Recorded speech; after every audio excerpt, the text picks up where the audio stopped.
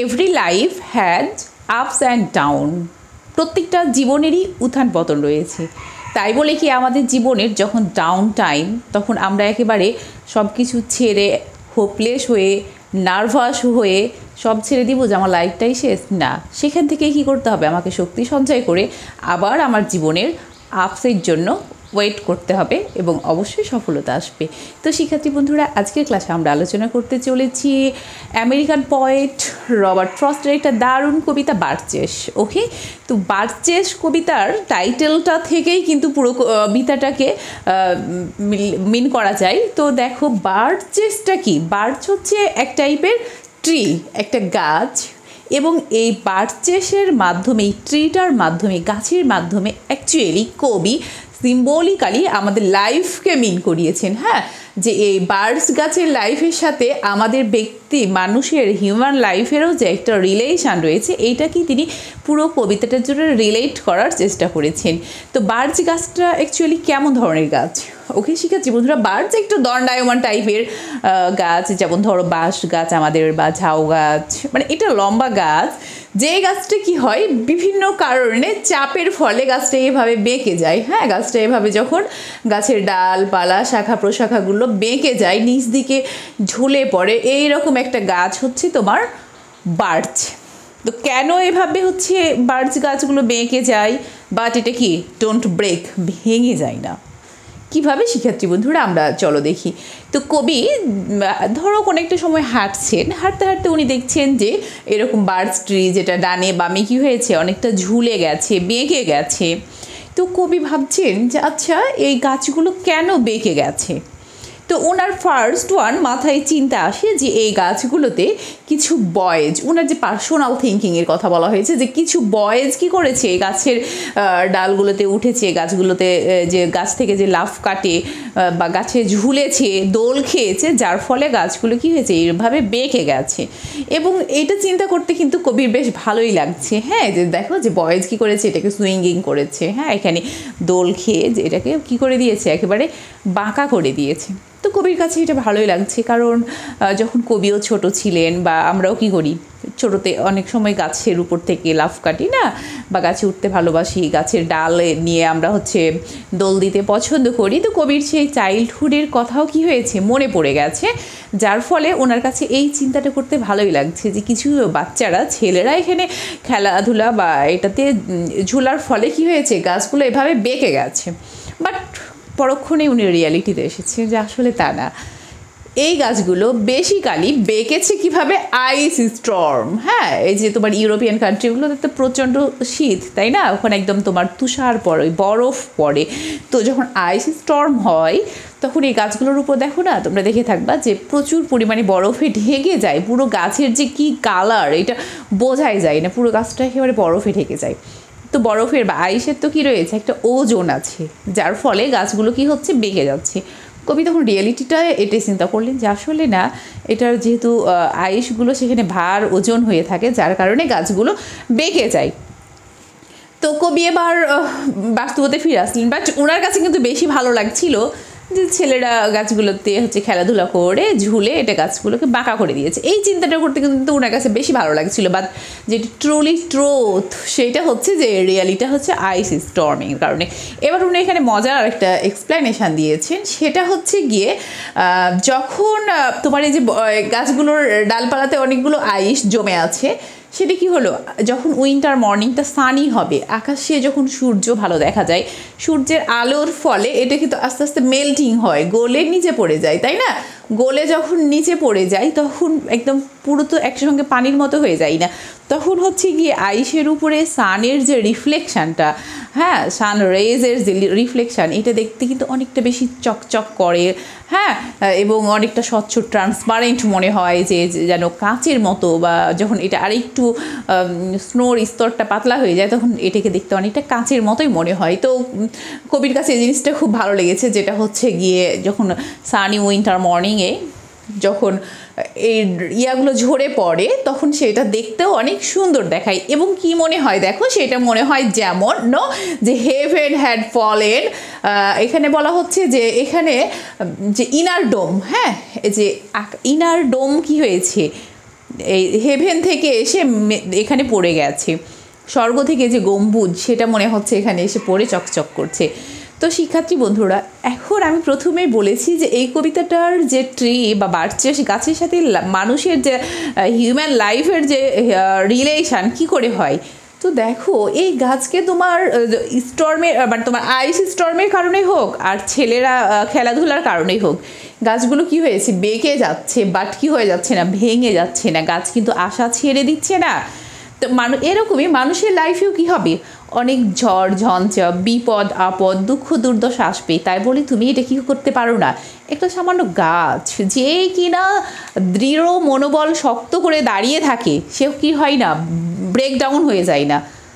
সে কিন্তু অপেক্ষায় থাকে যে কখন আমার স্নোগুলো এখান থেকে ঝরে পড়বে, আবার আমি ঠিক দণ্ডায়মান হব। হ্যাঁ, তাহলে আমরা মানুষের লাইফেও যখন দুঃখ দুর্দশাগুলো আসবে তখন আমরা ভেঙে পড়া যাবে না, সেইখান থেকে শক্তি সঞ্চয় করে আমরাকে আবারও উঠে দাঁড়াতে হবে। এবং এরকম উঠে দাঁড়ানোর হাজারো গল্প, হাজারো উদাহরণ তোমরা চোখের সামনেই দেখতে পাবে। তো এইভাবে আসলে এখানে ট্রির সাথে যে লাইফ, হিউম্যান লাইফটাকে কী করা হয়েছে বলো তো, এইভাবে রিলেট করা হয়েছে। তো এবার দেখো, কবি বলছেন যে গাছের যে পাতাগুলো, ডালপালা, সেগুলো কি হয়, গ্রাউন্ডের দিকে ঝুঁকে যায়, যেহেতু এটা বেঁকে যাচ্ছে না, গ্রাউন্ডের দিকে ঝুঁকে যাচ্ছে। এই ঝুঁকে যাওয়াটাকে উনি একজন মেয়ে মানুষের গার্লের হেয়ারের সাথে তুলনা করেছেন, চুলের সাথে। কখন, যখন সে চুলগুলো ড্রাই ইন দ্য সান, রোদে শুকায়, দেখা যাচ্ছে যে ভেজা চুল আমরা যখন কি করি, এইভাবে মাথাটা নিচু করে পুরো চুলটাকে এইভাবে রোদে শুকাই উল্টো দিকে, বা পেছন দিক থেকেও যখন চুলটা ছেড়ে আমরা শুকাই, তখন যে চুলটা নিচ দিকে একটু হেলে যায়, বা এভাবে উল্টিয়ে যদি আমরা চুলটা শুকাই তখনও যে নিচ দিকে হেলে যায়, এইটাকেই কবি এখানে মিন করেছি যে গাছের ডালপালাগুলো যেন মেয়েদের যে রোদে শুকানো চুল যে এমন নিচ দিকে হেলে যায়, তেমন এই ডালপাতাগুলো কী হয়েছে, এইরকম নিচ দিকে হেলে গেছে, এটা মিন করতে চেয়েছেন। এবং দেখো, এখানে প্রথমে আমরা যে কথাটা বলেছিলাম যে পোয়েটের থিঙ্কিং এবং রিয়ালিটি, এই বিষয়টায় আবারও কবি হচ্ছে গিয়ে শেষের দিকে গিয়ে রিপিট করেছেন, যখন তার ট্রুথ ব্রেক, উনি একদম যে সত্যটাকে বের করে দিয়েছেন যে না, এটা আসলে ছেলেদের খেলাধুলার ফলে এটা বেঁকে যায়নি, এটা মূলত বেঁকে গেছে আইস স্টর্মের কারণে। বাট ওনার কাছে মনে হয়েছে যে উনি আগে যে চিন্তাটা করেছিলেন, এটাই হচ্ছে, এই চিন্তাটাই তার কাছে অনেক বেশি পারফেক্ট ছিল, এই চিন্তাটা করতে তার কাছে ভালো লাগছিল, কারণ এই চিন্তার সাথে তার একটা নিজেরও সম্পর্ক রয়েছে। এবং এখানে কবি আরেকটা জিনিস বোঝাতে চেয়েছে যে রুরাল লাইফ এবং কান্ট্রি লাইফের যে একটা কী রয়েছে, ডিফারেন্স রয়েছে। যারা হচ্ছে, এখানে একটা কাউবয়ের কথা বলা হয়েছে, যে কাউবয় কী করে, এই যে গাছের হচ্ছে গিয়ে এসেছে ঝাঁকায় গাছকে, গাছে দোল খেলে, আবারও সে তার নিখোঁজ গরু সন্ধানে যায়, সে সারাদিন। এই যে দেখো, একটা কাউবয়ের কী রয়েছে, নেচার এবং এনিমেল, এই দুইটার সাথে একটা রিলেশন রয়েছে। বাট একজন যারা হচ্ছে টাউন বয় বা সিটি বয় বলো, তাদের কি রয়েছে না, সেটা আছে না। তারা কি আবার বেসবল, বাস্কেটবল এগুলো ভালো খেলতে জানে, আমাদের এই কাউবয়টা বেসবল, বাস্কেটবল ভালো খেলতে পারে না, জানি না। বাট তার রয়েছে একটা কি, নেচার এবং এনিমেলের সাথে রিলেশান, যেটা তোমার একটা শহরের ছেলের, একটা আরবান এরিয়ার ছেলের কি থাকে না, সহজে থাকে না। তো শিক্ষার্থী বন্ধুরা, এবার দেখো যে আমাদের পোয়েট উনি কী করছেন, ড্রিম, ওনার যে স্বপ্ন পোয়েটের, টু গো ব্যাক, কোথায় যেতে চাই, উনি তার আবার ছোটোবেলায় ফিরে যেতে চাই, যে আমি যে গাছে খেলাধুলা করতাম, ঝুলতাম, আমি আবারও সেইখানে যেতে চাই। দ্যাট মিনস উনি স্কেপিজম এখানে হারানোর চেষ্টা করছেন। বাট দ্যাট মিনস এখানে আমাদের পোয়েট আছেন অনেক মানে মানসিক যন্ত্রণায়, এই পৃথিবীর দুঃখ কষ্ট থেকে তিনি একবার ভাবছেন যে আমিও কী করি, এগুলো ভোলার জন্য একটু পেছনে যাই বা এখান থেকে হারিয়ে যায়। বাট উনি আবার চিন্তা করছেন, earth is the right place for লাভ, এই পৃথিবীটাই হচ্ছে ভালোবাসার জন্য সবচাইতে বেস্ট জায়গা। মানে এই পৃথিবীর চেয়ে আর অন্য কোথাও গিয়ে এত সুন্দর ভালোবাসা পাওয়া যায় বা ভালোবাসা দেয়া যায় এমন জায়গা আছে বলে আমাদের কবির জানা নেই।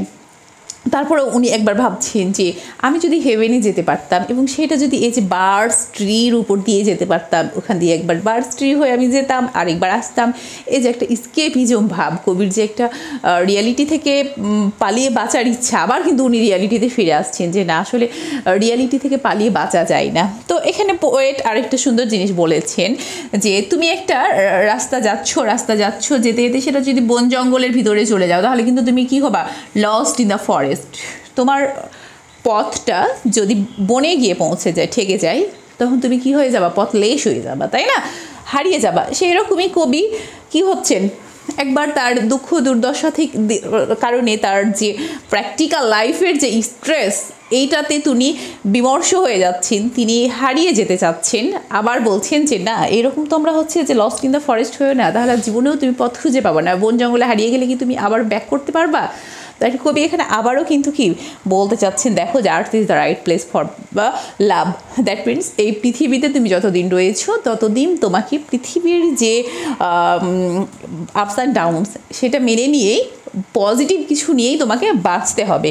তো শিক্ষার্থী বন্ধুরা, এইভাবে দেখা যাচ্ছে যে আমাদের পোয়েট এই কবিতা বার্চেসটাকে কমপ্লিট করেন। তো চলো আমরা এবার থিমগুলো দেখে নিই। থিমগুলো আমরা ম্যাক্সিমামই কবিতার মধ্যে আলোচনা করেই ফেলেছি, যেমন জয় অফ চাইল্ডহুড। তো উনি কী করেছেন দেখো, যে বারবার কিন্তু এই যে বার্ডস ট্রিতে উনি লাফঝাপ দিতে চাচ্ছেন, ইভেন তিনি হেভেনেও যেতে চাচ্ছেন যে আমি যেন এই বার্ডস ট্রি হয়ে গাছের উপর দিয়ে উঠে যেতে পারি। হ্যাঁ, তাহলে এই যে জয় অফ চাইল্ডহুড, আসলে চাইল্ডহুডের মেমোরি যে কতটা সুইট, এইটা কবির এই যে বার্চেস ট্রি দেখে মনে হয়েছে। এবং এটা তো পুরোটা একটা আসলে লাইফের সাথে রিলেশন নেওয়ার জন্য, এটি যেটা তোমাদের আমরা প্রথমেই বলে দিয়েছি যে একটা লাইফের সাথে বার্চেস ট্রির একটা ভালো সম্পর্ক রয়েছে। দেন দেখো নেচার অ্যান্ড লাইফ, আমাদের জীবনের সাথে প্রকৃতির কত না গভীর সম্পর্ক। তুমি একটা জাস্ট ট্রিকে চিন্তা করো, একটা ট্রি যেমন শত প্রতিকূলতা উপেক্ষা করেও সে কী করে, দণ্ডায়মান। হ্যাঁ, সে প্রাউডলি দাঁড়িয়ে থাকে, তেমনই তোমাকেও দাঁড়িয়ে থাকতে হবে। এরকম শত ঝঞ্ঝাট তোমার জীবনেও আসবে, বাট এগুলোকে উপেক্ষা করে তোমাকেও লাইফে স্ট্রাগল করেই দাঁড়িয়ে থাকতে হবে, ভেঙে পড়া যাবে না। তাহলে নেচারের সাথে আমাদের যে লাইফের একটা দারুণ রিলেশান রয়েছে এবং নেচার থেকে অনেক কিছু শেখার আছে। এবং দেখো যে ইয়থ অ্যান্ড স্পিরিচুয়ালিটিকে ওখানে থিম হিসেবে রাখা হয়েছে, যে পোয়েট এখানের যে তার চিন্তাগুলো এভারগ্রিন চিন্তা, এবং এখানে যে স্পিরিচুয়ালিটি একটা আত্মিক সম্পর্ক রয়েছে। উনি দেখো তোমার হেভেন থেকে যেন ডোমগুলো ভেঙে পড়ছে, তোমার হচ্ছে এই যে আইস স্টর্মগুলো কেমন লাইক ক্রাইস্টালের মতো কেমন ট্রান্সপারেন্ট, এইখানে যখন সূর্যের আলো পড়ছে তখন এটা কতটা বেশি চকচক করছে। এখানে তোমার হচ্ছে গিয়ে জীবনে যে কিছু কষ্টের পরেও যে একটি সুখ আসে, আবারও এই যে পাতাগুলোকে যে গাছের যে এভারগ্রিন মনে হয়, এই জিনিসটাই কিন্তু এখানে কবি মেন করতে চেয়েছেন। তো শিক্ষার্থী বন্ধুরা, আশা করি তোমরা বুঝতে পেরেছো যে রবার্ট ফ্রস্ট আসলে বার্চেস কবিতার মাধ্যমে আমাদের পুরো লাইফেরই একটা রিলেশন তুলে ধরেছেন। তো ক্লাসটা কেমন লাগলো অবশ্যই কমেন্ট সেকশনে জানাতে ভুলবে না। আজ পর্যন্তই, সবাই অনেক ভালো থাকবে। আল্লাহ হাফেজ।